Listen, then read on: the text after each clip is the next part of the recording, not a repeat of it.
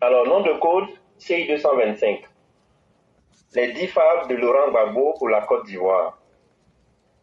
À toutes celles ou ceux qui pensent que le programme du PPACI peut apporter un changement à notre pays, laissez-moi vous dire que vous avez tout faux. À toutes celles ou ceux qui pensent que le nom de Laurent Gbagbo sera sur la liste électorale, laissez-moi vous dire que même la lettre G de son nom ne figurera pas sur cette liste. Le rejet de sa candidature sera considéré comme le point zéro de la justice que nous réclamons tant pour notre pays. Sophia, s'il te plaît, donne le résumé de la vie de M. Laurent Gbagbo. Il est un historien. Sophia, s'il te plaît, donne le résumé de la vie de Laurent Gbagbo. Il est un historien qui n'a jamais enseigné l'histoire. Il est un historien qui se considère comme étant un panafricain. Mais malheureusement, n'a rien appris de son chemin politique. Un pseudo-panafricain qui, à chaque prise de parole, a pour référence Georges Pompidou et Chirac, alors que juste à côté fut un grand homme, Nelson Mandela. Sophia donne les qualités de l'homme Laurent Gbagbo. Il est porté sur les femmes et il est un amuseur public.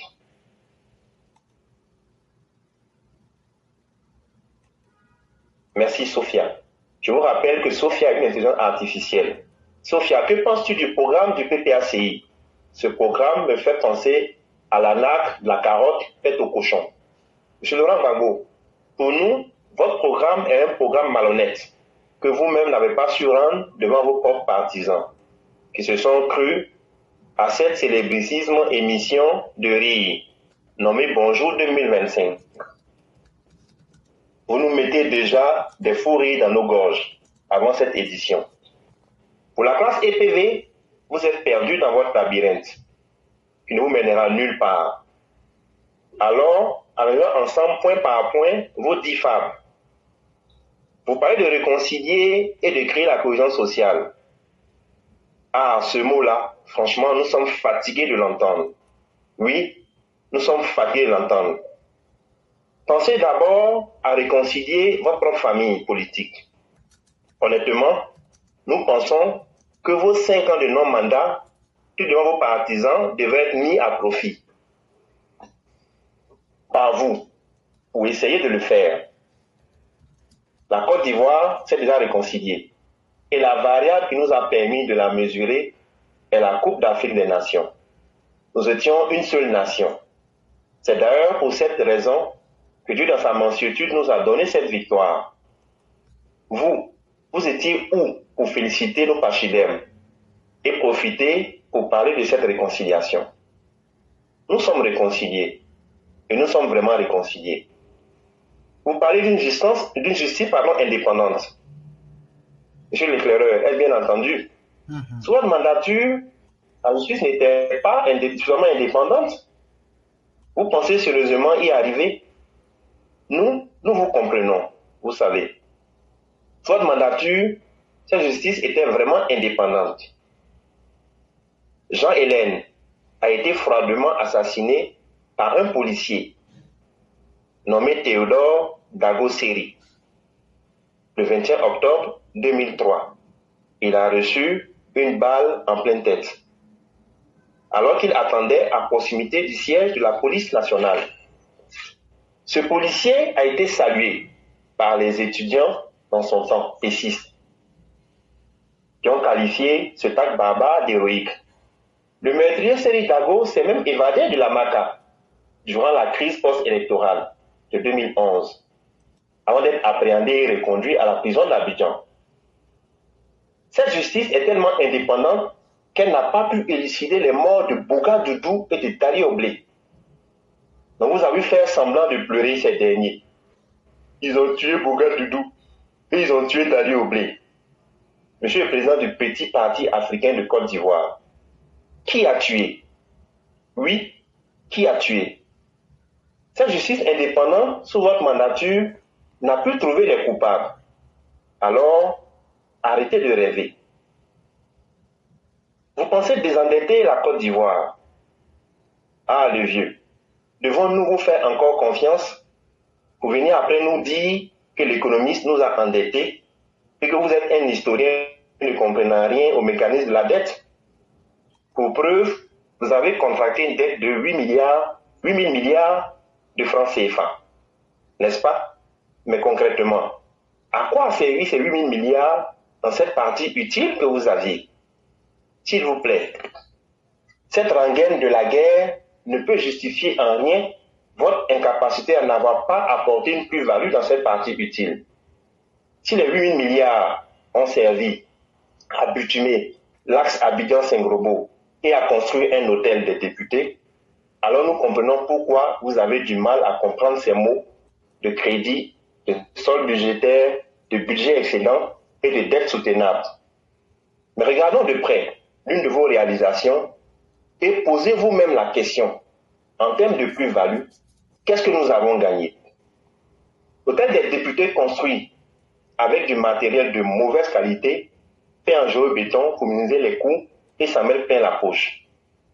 La seule raison de cet investissement à fond perdu était votre ego démesuré, qui était celui de donner une leçon à feu Félix Houphouët-Boigny, à l'image de l'hôtel président. Monsieur le président du PPACI, le fait le plus drôle, c'est que cet hôtel avait une façade couleur poussiéreuse et ses alentours pareils. Il a fallu la Coupe d'Afrique des Nations pour que cet établissement connaisse enfin le bitume et ses alentours. Et cela grâce à son Alassane Dramane Ouattara. Vous parlez de créer un organe électoral indépendant. La CI est aux ordres d'eux, n'est-ce pas? Cette CI qui a fait de Michel Gbagbo un élu de la nation. Décidément, vous voulez revenir encore pour apporter ce désordre. Vous avez remis en cause cette CI, déchiré et amené les voix dans cette région du Nord, puisque voilà un pan caché de votre programme. Votre candidature, vous le savez, sera rejetée et vous allez appeler à soutenir toute l'opposition. Dans vos calculs, toute l'opposition contre le candidat du RHDP, son excellence Dramane Ouattara, devait remporter les élections présidentielles. Vous voulez créer des troupes dans le Grand Ouest afin de la victoire de l'opposition. Voilà votre projet funeste et lugubre.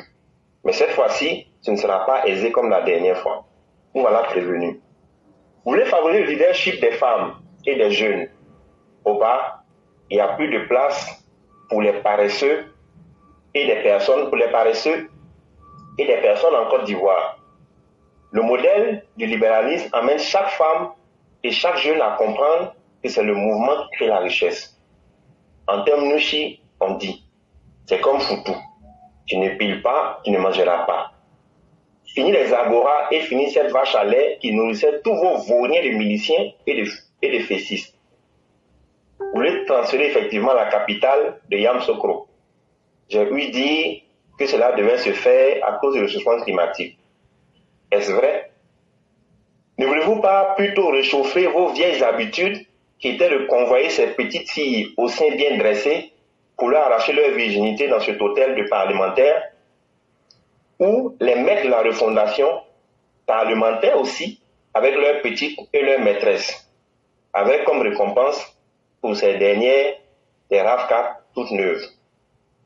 Pauvre basilic, prie Dieu pour ne pas que ta sainte ville de Yamoussoukro ne soit encore souillée. Un juste prix pour des produits agricoles et industriels.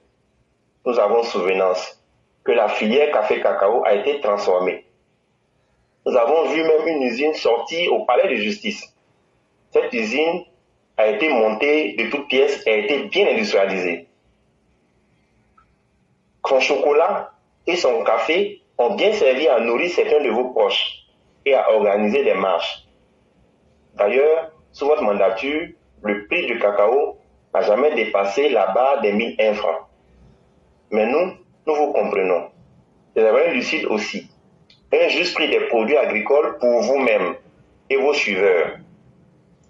Vous parlez de baisser le coût de la vie et augmenter le pouvoir d'achat des Ivoiriens. Sophia va.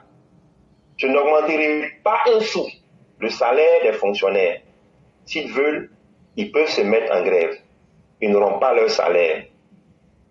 Voilà vos propos. Ah, le vieux, tout laisse vraiment. La VAR est là pour rappeler à ceux qui font semblant d'oublier. Voilà, lutter contre la corruption et assainir les affaires. Sur le coup, on vous lirait, à première vue, on pourrait vous croire. Mais deux faits majeurs antérieurs viennent nous faire douter. Le financement de la campagne de Chirac et cette usine de café, cacao achetée aux États-Unis, montée de toutes pièces au palais de justice, au palais de rétablir la presse libre. Cela, ni André Kiefer, ni Jean-Hélène ne seront d'accord, même s'ils revenaient à la vie. Avec le PPACI, c'est un gouvernement de loufoque. Merci, monsieur l'éclaireur, c'est ce que je vais m'arrêter ce soir. Vraiment, merci beaucoup, le grand maître. Merci encore pour cette description qui vient encore appuyer le clou dans le bois pour démontrer l'incapacité de cet individu qui représente même la honte et qui pense qu'il est utile.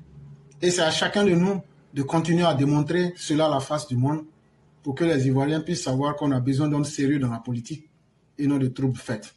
Vraiment, merci beaucoup pour cette belle description et on va vous souhaiter une excellente soirée. Je vous en prie, merci beaucoup. Merci. Je suis à l'écoute. Il n'y a pas de problème. Merci infiniment et bien des choses à toute la famille. Je vous en prie. Merci beaucoup.